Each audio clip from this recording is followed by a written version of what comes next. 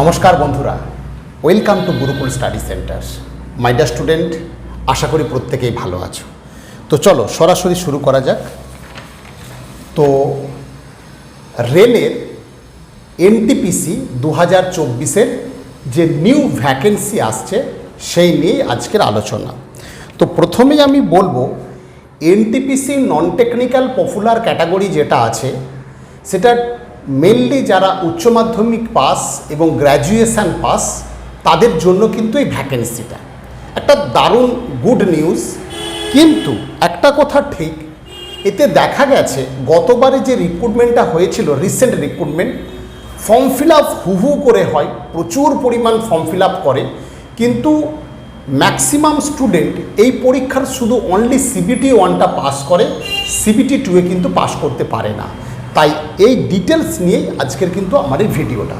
তো তোমরা একটু যারা একদম নতুন গুরুকুল স্টাডি সেন্টারে, তো তাদের বলবো আমরা যে এই Gurukul study centre YouTube channel তোমরা সাবস্ক্রাইব করো। এনটিপিসি সংক্রান্ত তোমাদের আমি ফুল আপডেট পরপর আমি দিতে থাকবো, ঠিক আছে?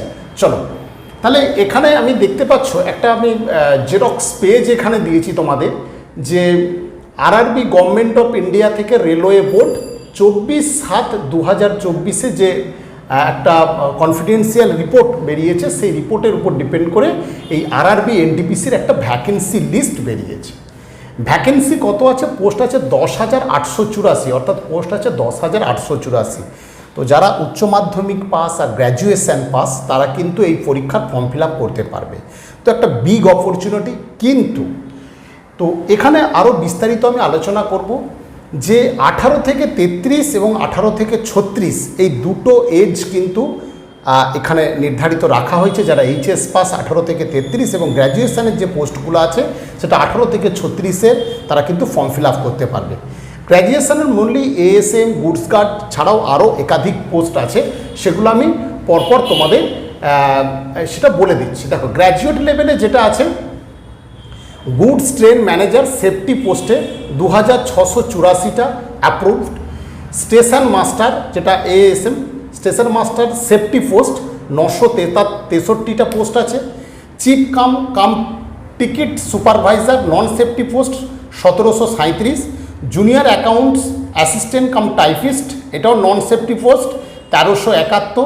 Senior clerk cum typist non safety 725টা পোস্ট আছে, ঠিক আছে? তো এইটা হচ্ছে তোমার গ্র্যাজুয়েট লেভেলের যে পোস্টগুলোর কথা উল্লেখ করলাম।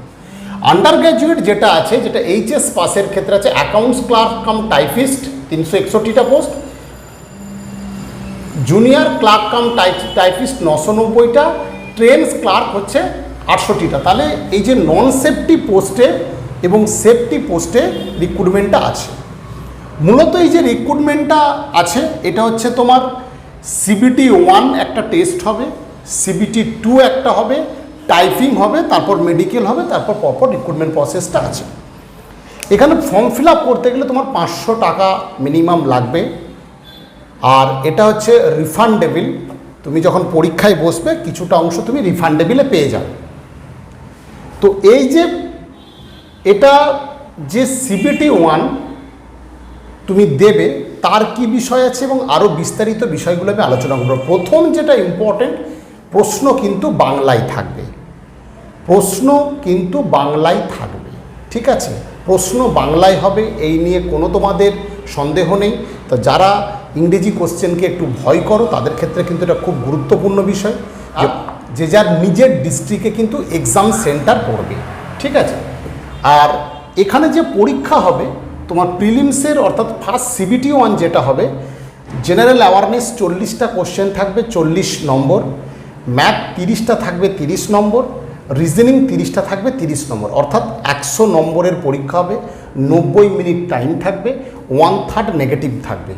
আর যারা পিডব্লিউডি ক্যান্ডিডেট থাকবে তাদের হচ্ছে পিএইচডি ক্যান্ডিডেট বা থাকবে তাদের হচ্ছে 2 আওয়ার্স এক্সট্রা টাইম, মানে 2 আওয়ার্স মানে হচ্ছে টোটাল 90 মিনিট, এখানে হচ্ছে 2 ঘন্টা তারা কিন্তু টাইম পাবে, ঠিক আছে? এবার কিছু কোশ্চেন আছে। এবার ফার্স্ট সিবিটি তুমি পাস করলে সিবিটি 1 অর্থাৎ মেন্স এক্সাম, মেন্স এক্সামে জেনারেল অ্যাওয়ারনেস 50টা কোশ্চেন 50 নম্বর, রিজনিংয়ের 35টা কোশ্চেন 35 নম্বর, আর ম্যাথের 35টা কোশ্চেন 35 নম্বর। তো টোটাল 120 নম্বর থাকবে, 120টা কোশ্চেন। এখানেও কিন্তু টাইমটা সেম থাকবে, 90 মিনিটসই টাইম থাকবে। ঠিক আছে, তাহলে বোঝা গেল। এখন অনেকের অনেক কোশ্চেন আছে যে স্যার আমি কি দুটো পোস্টে অ্যাপ্লাই করতে পারবো? অবশ্যই তুমি করতে পারবে। যারা এইচএস আছো এবং গ্র্যাজুয়েশন আছো তারা কিন্তু দুটো পোস্টেই অ্যাপ্লাই করতে পারবে। এখন মূল বিষয় হচ্ছে এই সব পরীক্ষা উচ্চ মাধ্যমিক গ্র্যাজুয়েশন পাস হলেও এবং কোশ্চেনের যে লেভেল থাকে সে লেভেল কিন্তু যথেষ্ট হাই থাকে। কোশ্চেনের লেভেল যথেষ্ট হাই, তো প্রস্তুতিতে একদিকে যেমন স্পিড লাগবে, একদিকে যেমন টাইম লাগবে, অন্যদিকে কিন্তু অ্যাকুরেশন লাগবে। তাই এগুলো টোটাল কম্বিনেশন করতে গেলে তোমাকে পার ডে যেমন পরীক্ষা দিতে হবে, মক টেস্ট দিতে হবে, সেরকম তোমাকে ক্লাস করে ক্লাসের পুরো বেস লেভেল ক্লিয়ার করতে হবে। একদিক থেকে যেমন নন টেকনিক্যাল কোশ্চেন, এবং নন টেকনিক্যালের মধ্যে যেমন তোমাকে ম্যাথের কোশ্চেন, সেখানে অ্যারিথমেটিক করতে হবে, জিওমেট্রি পোর্শন করতে হবে এবং মেনসুরেশন পার্ট করতে হবে। সব দিকে তোমাকে কিন্তু তৈরি থাকতে হবে। রিজনিংয়ের ক্ষেত্রে ভার্বাল, নন ভার্বাল এবং অ্যানালিটিক্যাল তিনটে পোর্শনই তোমাকে তৈরি করতে হবে। এবং জিকের ক্ষেত্রে history, geography, polity, economics, current affairs এবং ফিজিক্স, কেমিস্ট্রি, বায়োলজি প্রত্যেকটা পার্টকেই তোমাকে সুন্দর করে ডেসক্রিপটিভ, তারপর তোমাকে অবজেক্টিভ পড়তে হবে।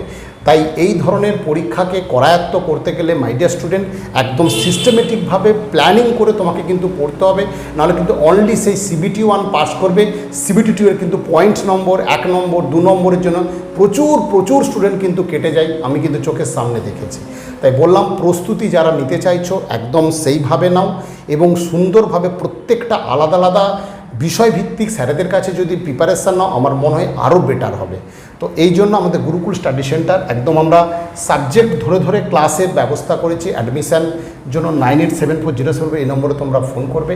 আমাদের পুরোপুরি একদম NTPCর জন্য আলাদা করে সম্পূর্ণভাবে আমরা কিন্তু ক্লাস শুরু করছি এবং সেখানে কিন্তু এইচএস এবং গ্র্যাজুয়েশন সবাই একসাথে থেকে ফার্স্ট CBT 1টাকে আমরা কিন্তু টার্গেট করব, তারপর আমরা CBT 2 এর ক্ষেত্রে যাব।